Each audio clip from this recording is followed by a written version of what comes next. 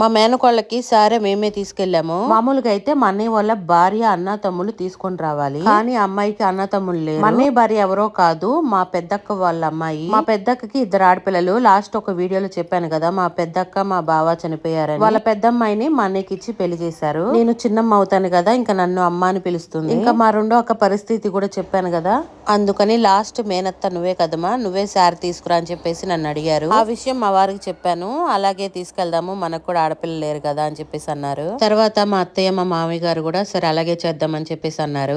ఈ ఫంక్షన్ అంతా అనుకోకుండా జరిగిన ఫంక్షనే. నాకు ఆడపిల్లలు లేరు, మా ఆడపడుచుకి ఆడపిల్లలు లేరు, మా అక్కకి ఆడపిల్లలు లేరు, మా అందరి మధ్యలో ఒక్క ఆడపిల్ల పిల్ల. నాకు ఆడపిల్లకి ఇలా ఫంక్షన్ చేయటం అంటే చాలా ఇష్టం. ఒక్క ఆడపిల్లన్నా ఉంటే బాగుండు అనిపించేది అప్పుడప్పుడు ఇలాంటి ఫంక్షన్లు చూస్తే. నాతో పాటు మా ఆడపడుచు కూడా చూస్తుంది, నాకు కూడా ఒక ఆడపిల్ల ఉంటే ఎంత బాగుండేదో అనిపించింది. ఆ పిల్ల. ఈ వీడియో తర్వాత వెంటనే వీడియో పెడుతున్నాను, చూసేయండి.